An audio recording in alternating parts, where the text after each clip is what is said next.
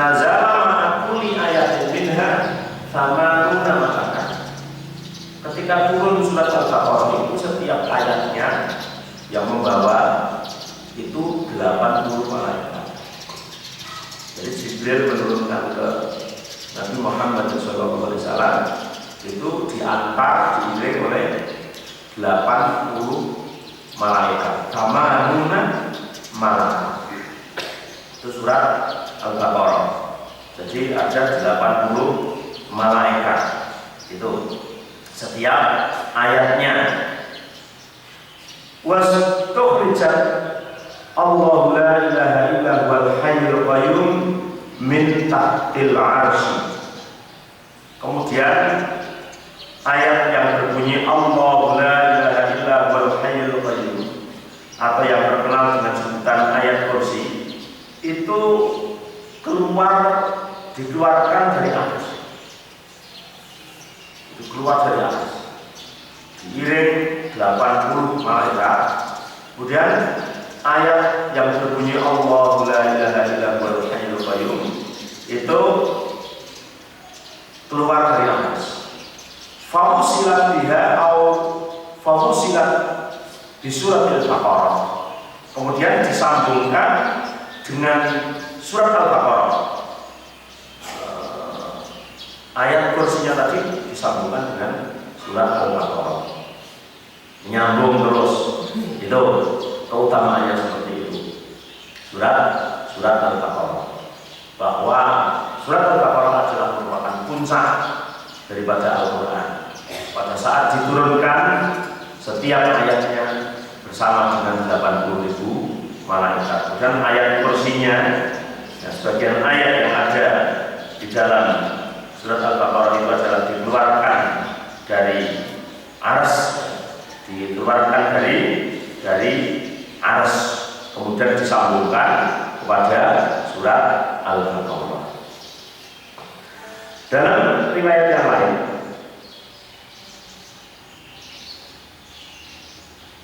yaitu Imam Tirmidzi dari hadis Hakim bin Jubair dari Abi Shalih dari Abi Hurairah bahwa Rasulullah SAW bersabda, "Likulli syai'in sanamun wa inna sanamal Qur'an suratul Baqarah wa fiha ayatun hiya sayyidatu ayil Qur'an ayatul kursi." Kata Rasulullah SAW mengatakan bahwa setiap sesuatu likulli syai'in sanamun itu ada puncaknya. Setiap sesuatu itu ada puncaknya, ada punuknya, ada mahkotanya. Wa inna sanamal Qur'an suratul Baqarah. Wa inna sanamal Qur'an suratul Baqarah. Dan puncaknya Al-Quran adalah surat Al-Baqarah. Puncaknya Quran adalah Al-Baqarah. Maka kita dianjurkan untuk selalu membacanya walaupun tidak selesai. Karena kalau satu duduk selesai kan 2 juz setengah. Ya, nicil. Atau paling nggak membaca puncaknya ayat kursi. Wa fiha ayatun hiya sayyidatu ayil Qur'an. Bahkan di dalam surat Baqarah itu ada suatu ayat yang menjadi imamnya, menjadi penghulunya Al-Quran, yaitu adalah ayatul kursi, ayat kursi.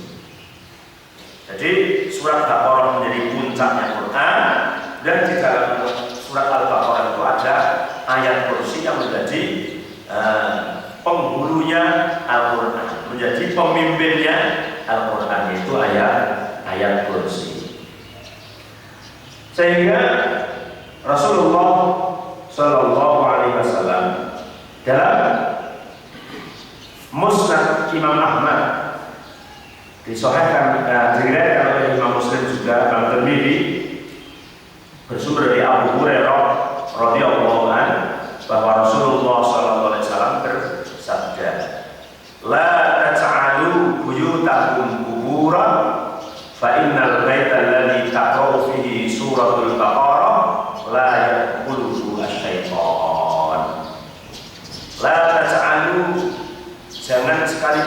kalian menjadikan buyutakum rumah-rumah kalian kuburan, dijadikan sebagai kuburan.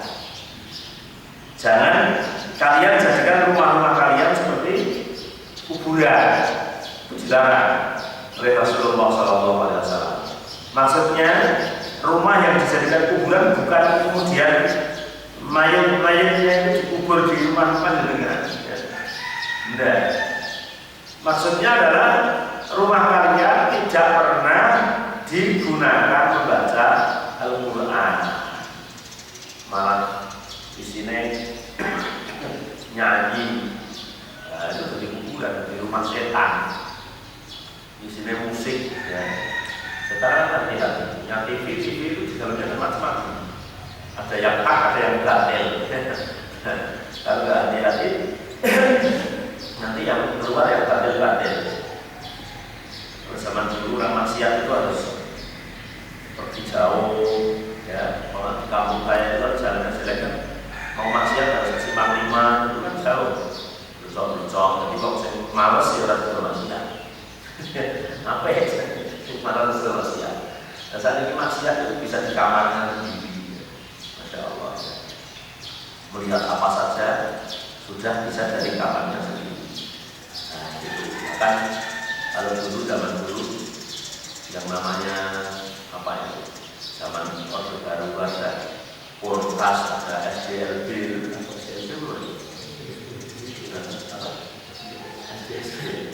itu kan kalau mau beli kan juga harus keluar ke bandar-bandarnya, itu harus keluar dan tidak tentu di kampungnya ada. Itu pun kalau jalannya jelek juga harus bersusah payah.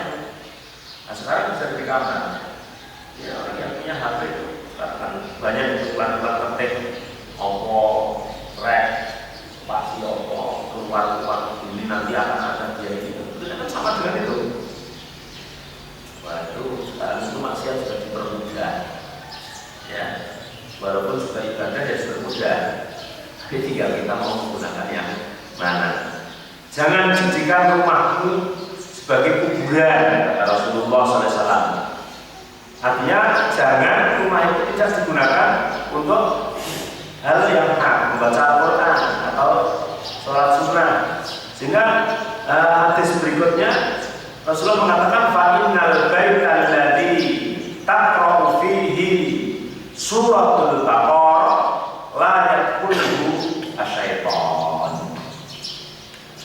Sesungguhnya rumah yang di dalamnya dibacakan surat Baqarah, surat Al-Baqarah, maka setan tidak akan mampu memasukinya. Makanya kita baca surat Al-Baqarah minimal 4 ayat pertama, dan disambung ayat kursi atau setelah ayat kursi itu 1 ayat Al-Quran, kemudian ditambah 3 ayat atau 2 ayat terakhir. Itu setan tidak akan bisa masuk ke dalam rumah kita kalau kita membaca surat Al-Baqarah di dalam rumah kita. Tapi kalau kita nggak baca itu, malah bacanya yang lain-lain, biasa dia akan menjadi sarang setan, ya. Imam Abu Ubaid al-Qasim mengatakan, menceritakan kepada aku Ibnu Abi Maryam dari Ibnu Luhaynah, dari Yazid bin Abi Ubaid, dari Anas bin Malik, bahwa Rasulullah SAW bersabda, inna syaitana yahrusu minal bait idza sami'a surat al-Baqarah taqra'u fi. Kata Rasulullah, sesungguhnya setan itu keluar dari rumah seseorang yang bila setan itu mendengar di dalam rumah tersebut bacaan surat Al-Baqarah. Jadi surat Al-Baqarah dibaca di dalam rumah itu, setan yang tadinya menghuni di situ pergi, lari terbirit-birit, ya. Masya Allah. Ini informasi tentang hal yang gaib dan diinformasikan oleh Rasulullah SAW. Letak kita adalah iman, ya. Sami'na wa ata'na.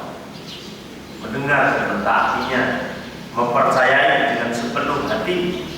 Jadi setan tidak akan tinggal di dalam rumah yang dibacakan surat Al-Baqarah. Sehingga kalau kita sering membaca surat Al-Baqarah di dalam rumah itu, kemudian ada salah satu penghuni rumah itu yang nggak kerasan, wah itu saja, tapi orang itu mungkin setan ya. Begitu, orang itu mungkin setan gitu. Maka hubungannya dengan jangan jadikan rumahmu sebagai kuburan. Artinya rumah yang tidak dibaca Al-Quran di dalam rumahnya itu sama seperti kuburan. Nah, kuburan itu isinya adalah jenazah atau mayit. Berarti penghuni di situ yang namanya penghuni kubur, namanya mayit. Ya, mayit itu jenazah. Makanya di sini ada istilah jenazah tapi hidup. Kalau orang manusia itu kan meninggal tapi hidup. Kalau orang-orang yang ada di rumah tidak dibaca Al-Quran itu hidup dan meninggal. Bagaimana? Iya, orang manusia itu meninggal dia masih hidup. Tapi kalau di rumah yang tidak pernah dibacakan surat dibacakan Al-Quran terutama surat Al-Baqarah itu hidup tapi meninggal. Maka kata Al-Quran disebutkan bahwa sholli minhum mata abada. Kamu jangan mensolati seseorang yang mati selama-lamanya. Masih hidup pun sudah mati. Nah, maka itu adalah bangkai-bangkai yang pada berjalan. Iya. Dan kita mau nggak jauh ya, pasti kan harusnya bangun. Kita sama-sama bangkai. Kalau kita yang hidup mesti baru ya. Itu. Maka kita harus sadari, coba di dalam rumah itu apakah kita masih termasuk bangkai hidup atau sudah betul-betul hidup secara hakikatnya kita hidup. Atau paling enggak kalau kita tidak bangkai ya itu kita setan. Kita setan dalam rumah itu. Karena memang setan itu ada dua. Saya minul insi wal jin. Setan manusia dan setan jin. Setan jin. Coba sekarang kalau kita melihat ada di suatu rumah tangga ya, padahal di kampung Islam, KTP-nya juga Islam, dia ya Islam. Tapi kemudian bangunnya bareng satu rumah itu jam 7 atau jam 9 karena hari Minggu mungkin hari libur itu ya, jam 9 berpada bangun pucat semua itu kan. Kira-kira memperlihatkan kalau kayak gitu itu wajah-wajah sahabat, wajah ulama, wajah setan. Itu wajah-wajah setan. Menurut saya ya, Masya Allah. Iya, karena kemudian dalam suatu hadis yang di dalam menjelaskan tentang sholat fajar itu kan, menjelaskan orang kalau tidur sampai menjelang subuh itu setan itu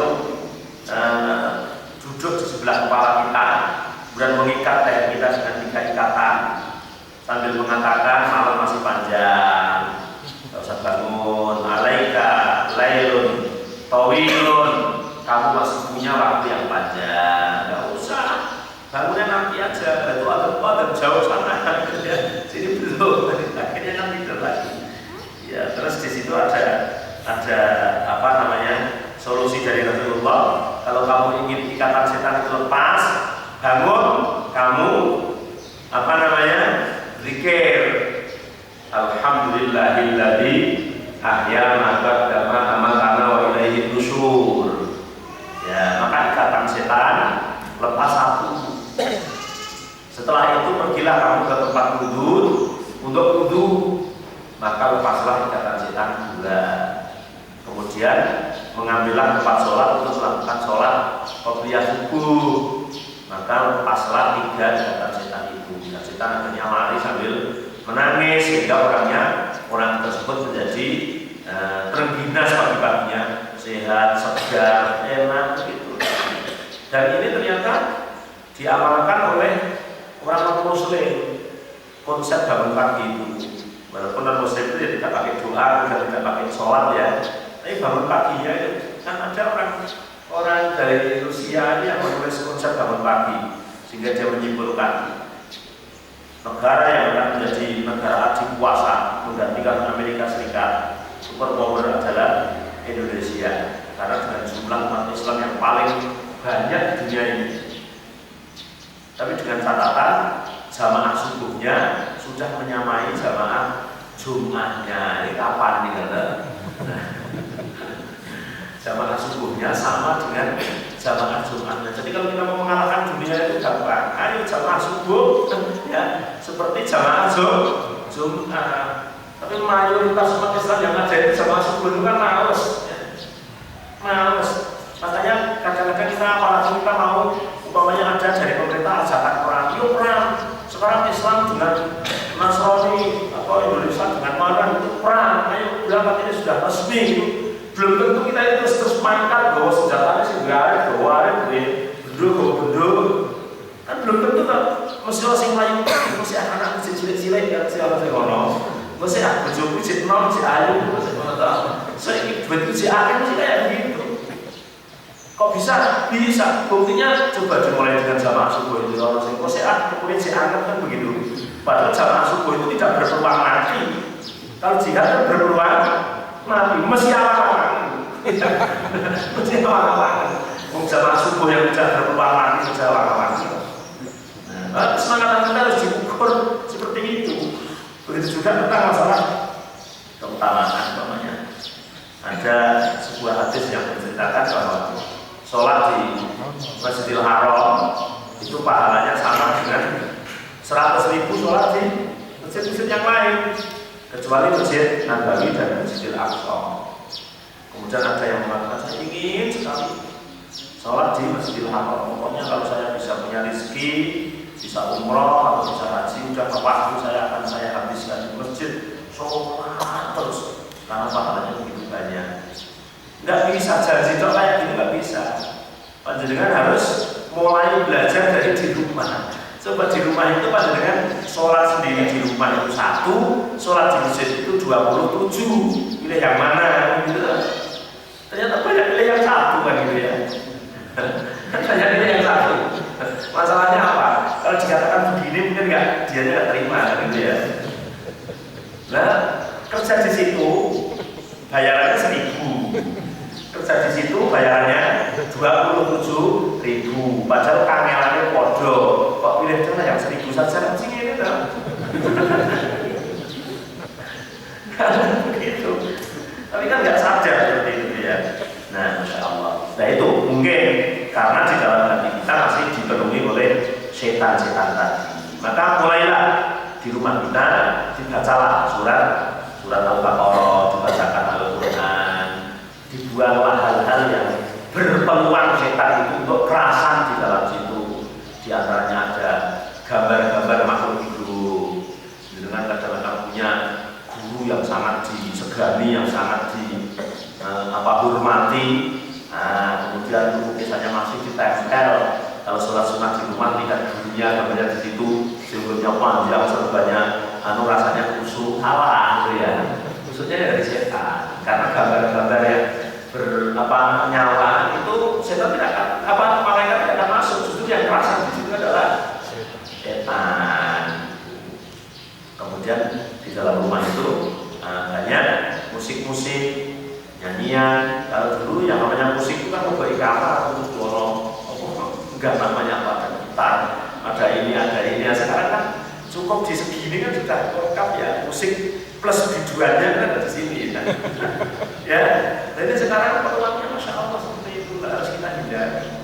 Kalau enggak ya udah jadi sarang setan. Kalau menjadi sarang setan, panjenengan mesti males untuk melakukan sesuatu hal yang baik, apalagi ajakan jihad, ya, ajakan sholat subuh saja masih malas. Nah, kalau ingin menang, menguasai muslim ini, mari ke jamaahnya tingkatkan. Alhamdulillah di Mekah, Madinah itu suatu masjid yang tidak pernah sunyi dari jamaah sholat 5 waktu.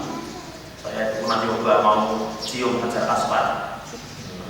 Kalau habis maghrib mesti banyak orang, habis isya banyak orang. Jam berapa ya? Jam 11 banyak orang. Jam 1 menjelang subuh. Siang-siang pas panas-panas. Penuh terus nggak pernah ada yang tidak penuh. Tapi orang semangat dari penjuru dunia lah. Harusnya kesemangatan itu tidak parsial. Tidak ketika di Mekah saja, tapi ketika sampai rumah juga masih semangat. Kata yang di sana tuh masya Allah semangatnya. Kalau berangkat subuh itu jam 3, setengah 3, jalan 2 kilo, 3 kilo dari hotel menuju ke Masjidil Haram dengan jalan kaki, masya Allah. Sampai di rumah lupa, ya. Di rumah lupa. Sebenarnya parsial. Yang artinya Allah Ta'ala itu hanya di Mekah saja, ya. Di bukit sana nggak ada Allah kan itu. Ada di tempat lain enggak. Tuh. Kemudian Rasulullah SAW dalam riwayat yang lain, ya, dalam riwayat yang lain, yaitu dalam riwayat Abi Ahwas dari Abdullah ibni Mas'ud, Rasulullah mengatakan, Inna syaitana yafirru minal bait yasma'u fihi surat al-Baqarah. Kalau tadi kan menggunakan kata tidak masuk atau keluar, di tagnya ini menggunakan kata yafirru, lari. Inna syaitana, sesungguhnya syaitan adalah yafirru, senantiasa lari. Lari itu melayu banget, minal baiti, dari rumah, yasma'u, yang setan itu mendengar, fihi, di dalam rumah tersebut, surat al-Baqarah, surat al-Baqarah. Jadi ketika mendengar surat al-Baqarah, setan itu lari, bukan hanya keluar dengan pelan-pelan, tapi setan itu lari, betul-betul lari. Masya Allah. Ini informasi dari Rasulullah SAW. Ini, jadi lari. Nah, maka dari itu kita sering saja membaca Al-Quran, membaca surat Al-Baqarah, dan juga surat-surat yang lain. Dalam riwayat yang lain, yaitu dari Ahmad bin Kamil, dari Abu Ismail, Imam Tirmidzi mengatakan bahwa Rasulullah SAW pernah bersabda,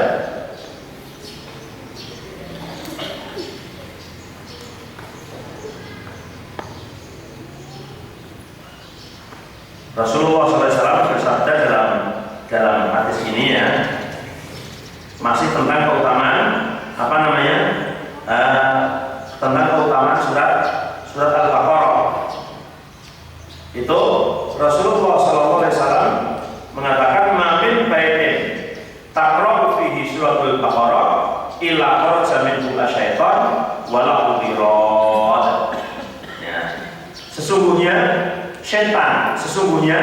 rumah atau mamin baitin, tidaklah suatu rumah, taqra'u fihi suratul Baqarah, yang di dalamnya dibacakan surat Baqarah, illa kharaja minhu syaitan, kecuali setan itu keluar dari rumah tersebut, wala udirad, dan birad itu bisa diterjemahkan setannya terkentut-kentut. Terkentut itu menunjukkan dia itu larinya saking kesusunya, cepat sekali larinya, ya, sampai dia tidak sadar. Ya, hanya saja kita bisa tidak mendengar, bentuknya setan tidak mendengar. Tapi ini informasi dari Rasulullah adalah informasi yang konkret, ya, informasi yang wajib kita imani. Kemudian wa qala inna likulli syai'in sanaman, kata Rasulullah, setiap sesuatu adalah punya puncaknya. Wa inna sanamal Qur'an suratul Baqarah, dan sesungguhnya puncaknya Al-Qur'an adalah surat Al-Baqarah, ya. Surat Al-Baqarah. Wa inna likulli syai'in lubaban wa inna lubabal Qur'an al-mufassir, dan Al-Qur'an adalah mempunyai roh atau mempunyai hati, ya, mempunyai hati. Dan hatinya Al-Qur'an adalah surat Al-Mufassir. Surat Al-Mufassir. Kemudian di dalam riwayat yang lain dari Jalan Asy-Sya'bi, Abdullah bin Mas'ud mengatakan, man qara'a asra ayatin min suratil Baqarah fi lailatin lam yakul dzalikal bait syaitan. Tadi kalau kita akan membaca 286 itu kan berat, ya. Setiap hari berat atau ringan? Itu bagi yang hafid, ya, ringan, ya. Pak Tri sehari harus baca 286. Berat atau ringan Pak? Ya Pak. Berat atau ringan?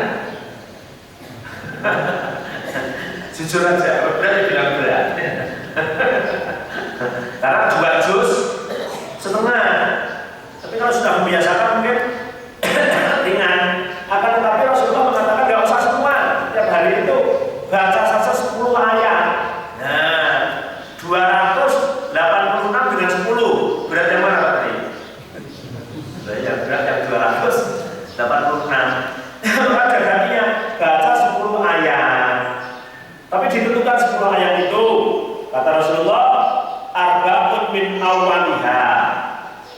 Pertama kali 4 ayat. Jadi alif lam mim 1. Dzalikal kitabul la raiba fihi dalil muttaqin 2. Alladzina yu'minuna bil ghaibi wa alladzina yu'minuna bil ghaibi. Nah, itu ya. Terus alladzina yu'minuna bima unzila ilaika itu ya. 4 berarti. 4. Itu yang awal. Kemudian wa ayatul kursi. Ditambah ayat kursi kan jujur berarti kan. Karena ayat kursi itu ayat berapa kan? 255. Nyelip pakai ya. Nah, itu 4 kemudian ayat kursi. Kemudian wa ayatan ibadah 2 ayat setelah ayat kursi. Setelah itu hadis itu ya. Itu. Kemudian ditambah 3 ayat terakhir yang biasa dibaca pagi-pagi di sebelah itu lillahi ma fis samawati. Berarti kan ringan, yang berapa tadi? 10 ayat. Awalnya 4, tambah Baqarah 15, tambah 2 ayat setelahnya menjadi 7, tambah 3 ayat yang paling akhir 10 ayat. Maka kata Rasulullah, setan tidak akan berani masuk ke rumahnya. Itu ya makanya kita dibiasakan ya membaca itu. Anak-anak juga dibiasakan membaca itu supaya menjadi terbiasa. Maka sebagian ulama mengatakan bahwa ayat tersebut disebut dengan ayat pilihan. Kalau pilihan itu dipilih oleh Rasulullah.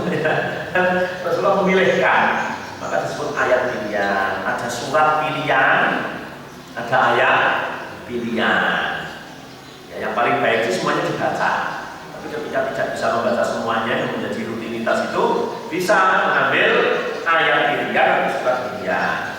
Ayat pilihan ini diantaranya surat pilihan yang ada surat An-Nas, Al-Falaq, kemudian Al-Ikhlas, yang itu disebut Mu'awwadzatayn, kemudian surat-surat yang lain. Jadi Rasulullah mengatakan la yaqulu man qara'a ayat di surat Al-Baqarah fi lailatin lam tadkhul dzalikal bait syaitanun tilkal laila. Kalau malam di atas 10 ayat itu maka semalam itu setan tidak akan masuk ke rumah seseorang yang telah baca itu. Malam dijaga oleh Allah Subhanahu wa taala. Itu. Jadi betul-betul diamankan oleh Allah Subhanahu wa taala.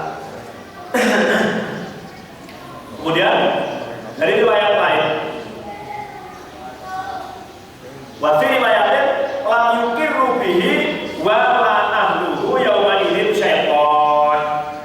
Yang dimaksud adalah di malam itu syaitan tidak berdiam diri di situ, sehingga yang tidak digoda tidak hanya yang membaca, istrinya, anaknya, keluarganya semuanya aman dari godaan syaitan.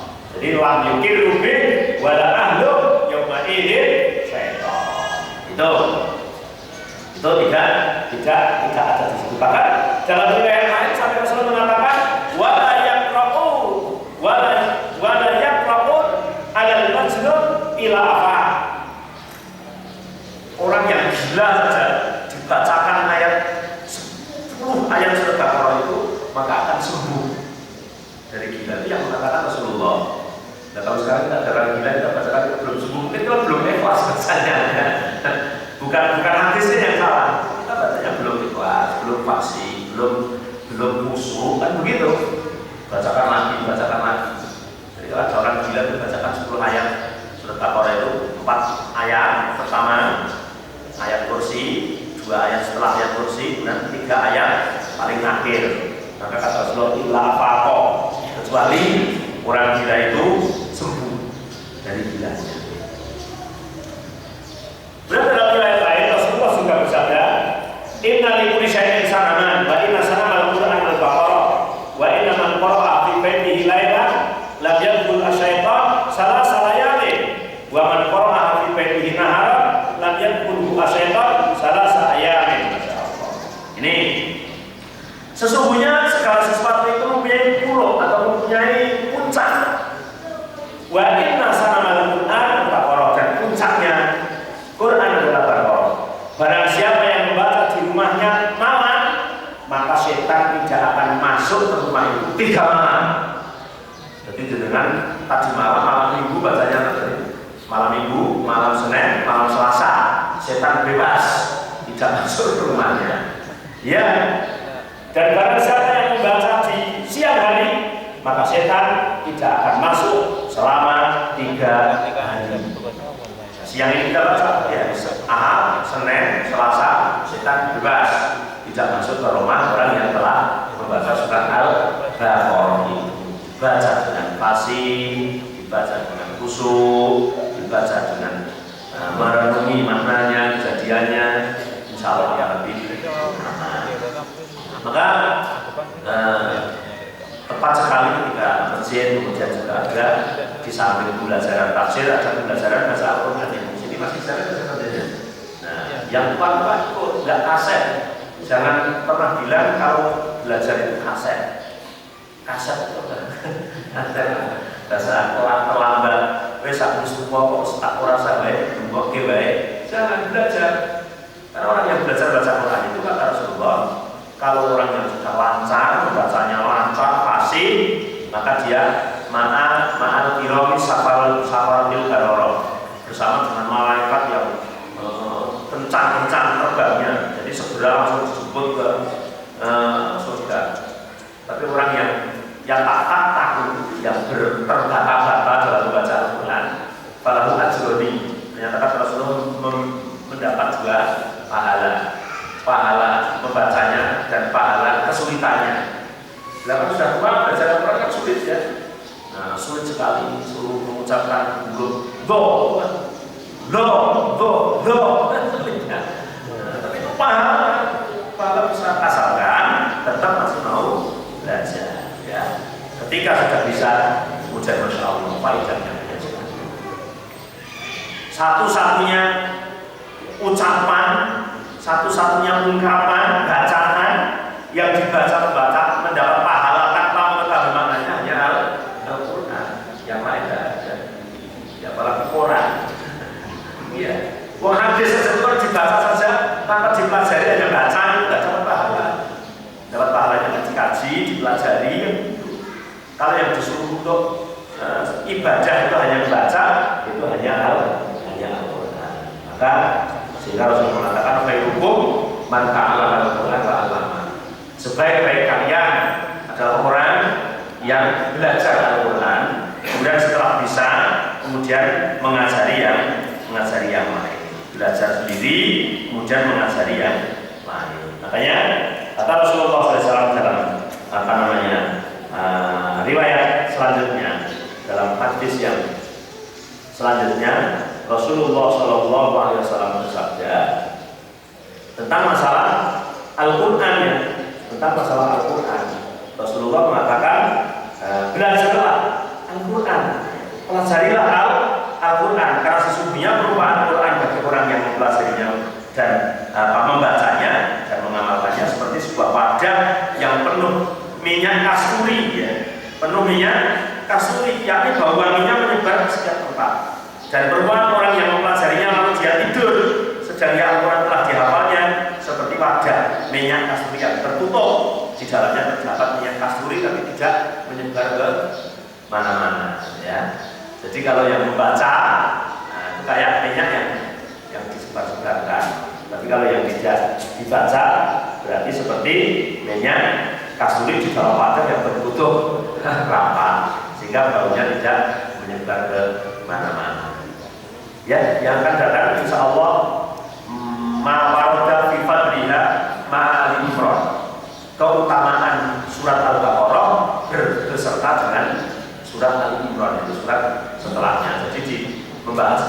ini mungkin pertemuan ketiga dari ini ya. Jadi masih mukadimah. Nah, setelah itu supaya kita semangat dalam membaca surat Al-Baqarah. Dan nanti juga penasaran artinya apa. Oh, ada alif lam mim, berarti artinya apa? Besok bahasanya, nggak boleh ditanyakan sekarang.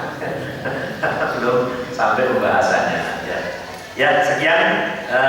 Persilakan kalau ada yang bertanya.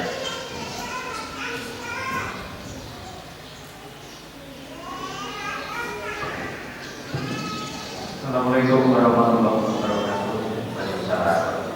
Tadi Ustaz menjelaskan bahwa surat Al-Baqarah itu puncak, sedangkan Al-Fatihah itu inti. Iya betul. Kemudian maknanya gimana itu? Satu. Ya. Yang kedua, kalau memasang gambar di rumah, gambar itu berarti itu mendatangkan setan. Saya kira banyak rumah-rumah yang dipasang gambar hidup seperti foto manten dan sebagainya. Foto juga juga. Jadi mohon penjelasan juga. Terima kasih. Yang ketiga tadi surat 9 ayat ya, 10 ayat ya. Ayat. Dari Al-Baqarah dari Alif Lam itu 4 ayat. Kemudian disambung dengan Ayat kursi. Ayat kursi seluruhnya. Ayat kursi kan satu ayat. Oh, 1 ayat ya. Ayat kursi itu satu ayat. 1 ayat. Jadi semua dari Allah Oke, satu ayat. 1 ayat. Dan tambah 2 ayat. Ketiga terakhir ayat 3. 2 ayat dulu. 2 ayat setelah ayat kursi adalah informatif itu.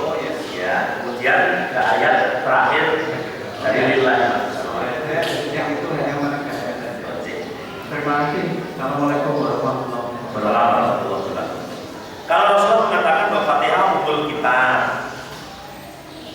kemudian Rasulullah mengatakan bahwa Al-Baqarah puncaknya Al-Quran. Nanti Rasulullah mengatakan ayat kursi sebagai hatinya Al-Quran. Kemudian nanti Rasulullah mengatakan dalam surat yang lain tentang keutamaan surat Tabarok. Kemudian tentang menjelaskan keutamaannya surat Muawwadzatayn, Qul a'udzu binnas dan Qul a'udzu bil falaq. Antara hadis satu dengan hadis yang lain itu tidak saling bertentangan, tapi saling menguatkan. Artinya bahwa semuanya ayat Al-Quran itu yang sebagian mendapat jumlahnya 6.666 ayat, karena ini bilang kalau membuktikan coba dengan menghitung sendiri. Gitu. Dan jumlahnya adalah kalau suratnya 114 surat, juznya 30 juz. Ini semuanya adalah penting, semuanya adalah inti, semuanya adalah utama. Keutamaan itu Rasulullah memberikan informasi terkadang beda-beda. Al-Fatihah dijuluki umul Quran, induknya Al-Quran. Seolah-olah Al-Quran semuanya itu keluar dari Al-Fatihah. Karena kalau kita lihat bahwa makna Al-Fatihah itu mewakili seluruh surat yang ada. Kemudian kalau Allah mengatakan bahwa Al-Baqarah adalah puncaknya, mungkin yang dimaksud puncak itu ya kalau orang mendaki sudah sampai puncaknya itu sudah mendapatkan surat Al-Baqarah itu. Ini menunjukkan sebuah keutamaan antara hadis satu dengan hadis yang lain, tidak saling bertentangan tapi justru saling menguatkan. Nah, ada pun gambar yang ada di rumah itu ya memang mungkin mau menanya seperti itu ya. Sebagian ulama ada yang mengatakan kalau mau nempel gambar ya jangan yang hidup, diperkirakan gambar itu tidak hidup. Contohnya setengah badan, itu tidak hidup. Tapi ya ada orang yang tetap saja jangan. Gitu ya. Kalau kita punya foto manten, untuk kenang-kenangan disimpan aja yang rapi, nek kangen bukan, jangan dipajang. Ya. Karena kalau dipajang itu jelas Rasulullah mengatakan latat puluh malaikat fihi kaitun wala suratun. Ya, malaikat itu akan masuk dalam rumah yang ada anjingnya dan ada gambar yang dipajang. Jadi statusnya sama. Maka ya kita harus berubah. Karena berubah itu hal yang berat. Tapi kalau kita ingin dan semangat nanti menjadi nikmat tersendiri. Ya. Nikmat sendiri. Dulu pernah lakukan dulu ya kemarin aja ada santri pripat di rumahnya tapi sekeluarga. Pripat dia itu orang kaya yang Kemudian hias-hiasannya itu macam-macam di lemari, di tag kaca itu kan. Ya ada gambar manten, gambar ini, bahkan ada patung-patung kecil-kecil. Wah, indah sekali itu. Nah, dan ternyata seminggu sekali ngaji nanya, ini boleh enggak? Dalilnya ini nggak boleh. Enggak, artinya ini gepuk. Terus yang itu, nah itu jawabannya minggu depan Pak. Minggu depan jawab lagi, ambil, baru sampai habis akhirnya. Biasa-biasa itu. Jadi yang sifatnya nggak boleh itu sampai habis. Dan nggak mana-mana Pak. Enggak, karena kalau saya mendengar itu adalah Rasulullah, saya samina atau hidayah gitu ya. Ya mungkin awalnya berat, karena apalagi tadi sudah gambar-gambar, kenang-kenangan macam-macam mungkin ditempel di kamarnya. Itu kan rasanya kita itu merupakan suatu keindahan tersendiri gitu ya.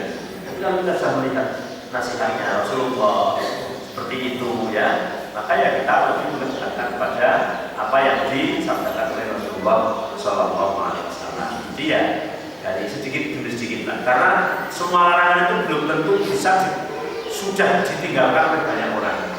Nah, contoh sekarang masalah merokok. Pemerintah kan ada posing. Caranya gini, masalahnya kan nggak mungkin pemerintah itu tiba-tiba nutup pabriknya kan demo kan usah bilang-bilang. Mau nutup tempat prostitusi saja di demo, kemudian nutup pabrik rokok kan itu. Tapi ditulis sih rokok awalnya itu mengurangi kesehatan. Izin kurai sedomoso. Ya. Oke, angel bocone. Terus ganti menyebabkan penyakit jantung, kanker, gangguan kehamilan. Malah masa sing rokok melarang sing hamil wong itu kok. Nah, akhirnya sampai sekarang ditulis rokok membunuhmu. Coba kalau dengan beli roti lah, roti atau gorengan di dalam bungkus yang ditulis roti ini kalau dimakan kamu akan mati. Kira-kira kita beli nggak? Enggak. Kenapa? Takut. Tapi di tulisan rokok itu mungkin tulisannya saking bagusnya, saking kecilnya, saking apanya, sehingga ternyata banyak yang tidak bisa membaca. Kalau saya pernah diceritakan orang yang ketemu orang yang punya pabrik jarum itu keluarganya belas gak ada yang rokok. Dianya, anaknya dilarang rokok.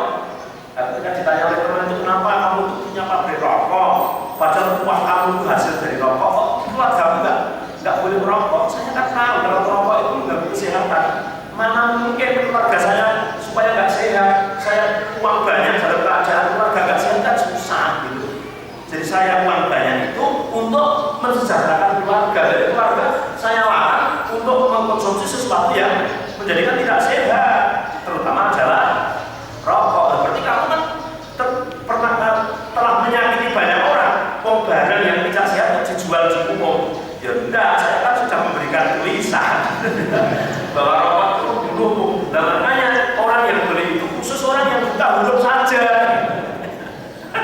Makanya kalau mau melihat orang buta huruf itu orang yang rokok itu orang yang tidak bisa membaca. Artinya larangan seperti itu belum tentu bisa ditinggalkan oleh banyak orang.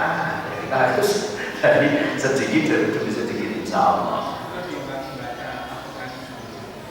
Gimana? Karena dalam Al-Quran mengatakan wala talbisul haqqa bil batil wa taqtumul haqqa wa antum ta'lamun. Jangan kau mencampur adukkan perkara yang hak dengan yang batil. Gambarannya itu gini, jangan wudu tapi memegang bulu dipegang terus sambil wudu berulang kali kan tetap tidak akan sambung. Iya. Jadi bulu kita dipegang sambil kita wudu. Terus wudu tetap tidak akan sah karena memegang kemampuan itu termasuk batalnya wudu. Lah wudu sambil pegangan itu terus tidak sah. Itu seperti itu kata Rasulullah itu yang Allah tidak akan menerima yang baik karena Allah itu baik. Allah tidak menerima sedekah dari yang haram, sehingga bahwa kita melakukan hal itu harus meninggalkan yang batil. Makanya amrun bil ma'ruf wa nahyun 'anil munkar, melakukan memerintahkan sesuatu yang baik dan meninggalkan sesuatu yang mungkar. Yang baik sedikit demi sedikit kita lakukan, yang mungkar sedikit demi sedikit kita hindari. Memang tidak semudah ini, yang pelan-pelan dari sedikit. Kompor saja dulu diharapkan oleh Islam juga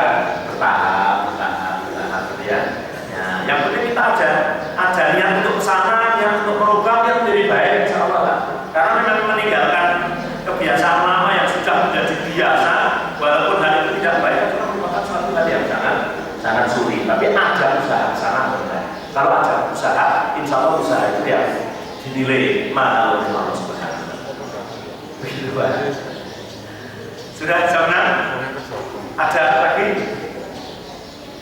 Kalau tidak ada, ya sudah sampai di sini. Semoga bermanfaat. Insya Allah sambung yang akan datang. Subhanallah wa bihamdihi. Asyhadu an la ilaha illa anta astaghfiruka wa atubu ilaik. Assalamualaikum warahmatullahi wabarakatuh.